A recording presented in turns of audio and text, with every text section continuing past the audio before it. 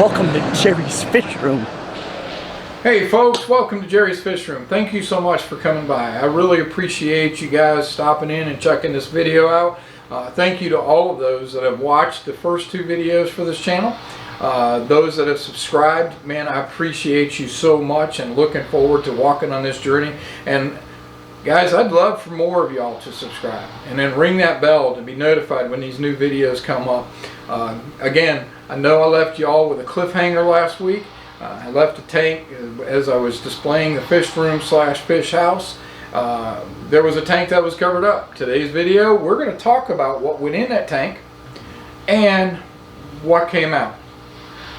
First thing I can tell you, I broke the fish keeper's rule 101.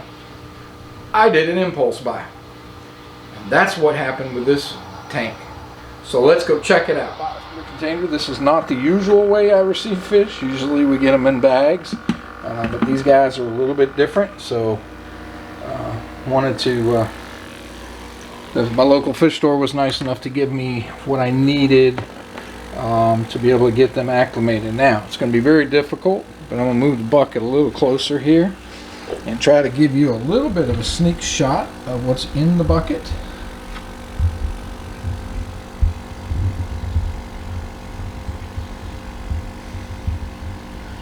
Not sure if what you can tell what they are, but there's 4 of them in there. And as we go through this, we'll talk a little bit more about them. But first thing I'm going to do is get these guys acclimated. There's temperature is not bad. There's about 1 degree difference in temp right now. They're a little stressed because they got relocated last night to the local fish store, and then they're coming home to me. So we're going to keep them as quiet as possible, but get them used to the water. So that way they can kind of relax and hopefully unwind a little bit. I'm going to put them here into this 55-gallon tank. I'm going to show you. This is my 55 right now. I have a couple of jewel cichlids in there. But again, just going to go ahead and get the temperature right. Right now it's about 1 degree difference. Again, because it's from local water, not a big issue for pH and all that other stuff, so it's more about temp for me. So okay, one of the ways I like to do it, this is a little bit different because a lot of times, in fact, let me show you here.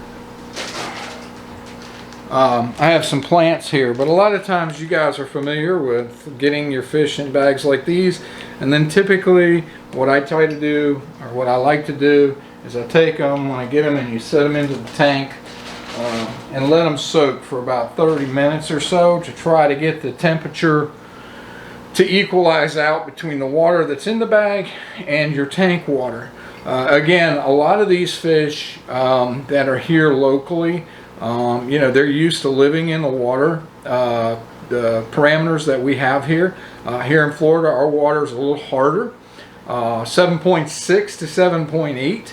And as I go through the fish room, we'll talk about more about water parameters and certain fish, what kind of fish like them, and harder and softer and all of that. But for now, what it is, since all these fish come from local, the biggest thing is temp.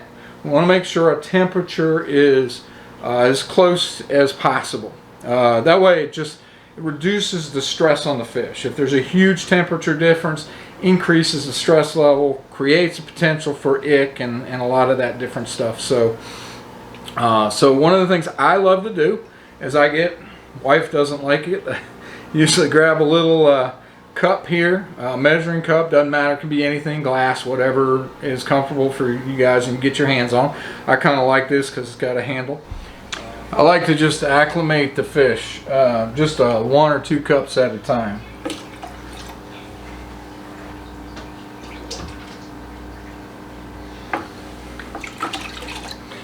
And I'll do that for probably the next 15 to 20 minutes just to make sure that the temp, again, I don't think I'll have to do it real long this particular time because the water temperature is pretty much was within a degree already.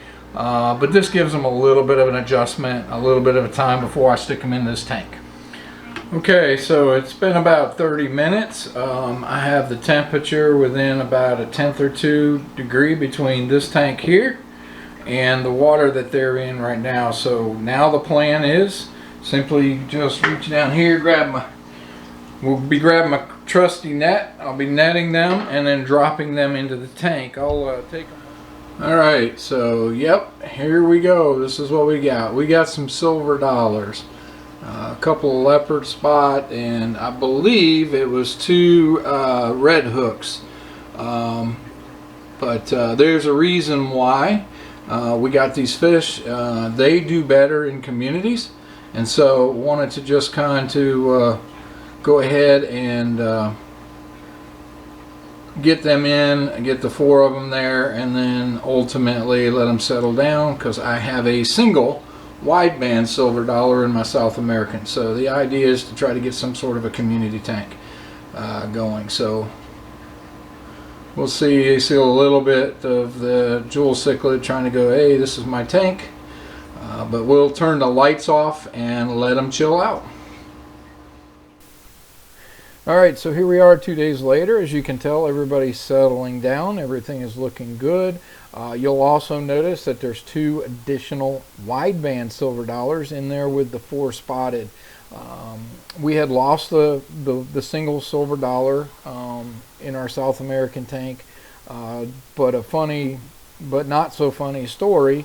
How we even got into this was my wife walked into a fish store about 8 weeks ago with me and saw the silver dollars, the wideband silver dollars in a display tank, absolutely fell in love with them, and put our name on a list to get a couple of them.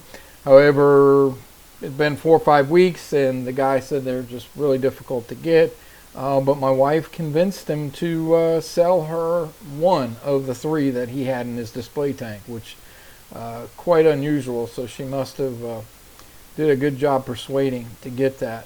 However, we didn't realize, because I didn't ask the questions that I needed to ask as a fish keeper, what these fish needed, and they need to be in a community. And so this silver dollar that I did get from that fish store was in my South American tank. Everything was good for about 2 weeks, and then unfortunately he bellied up, and I think part of the reason was they are very skittish fish unless they're in the community, and so that community helps them just feel a lot more secure.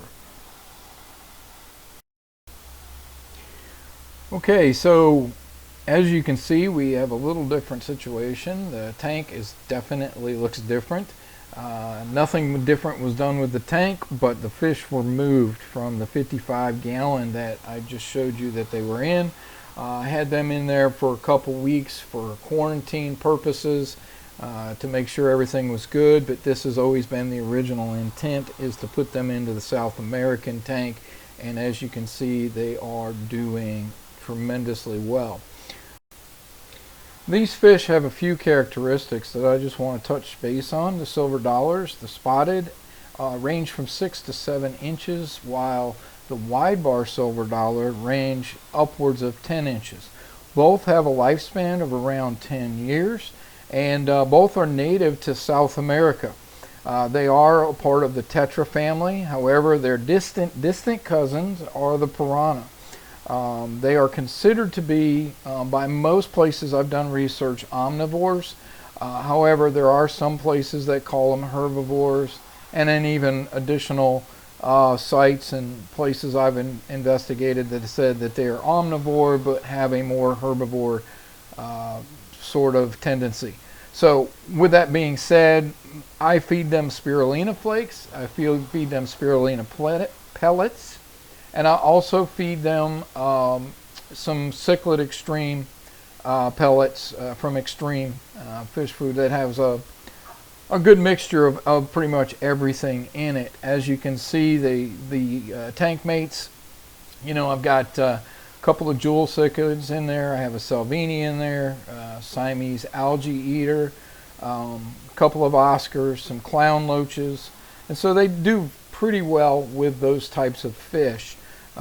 Again, I'll be keeping a close eye on this, but the reason for the move is I've got a big change going on.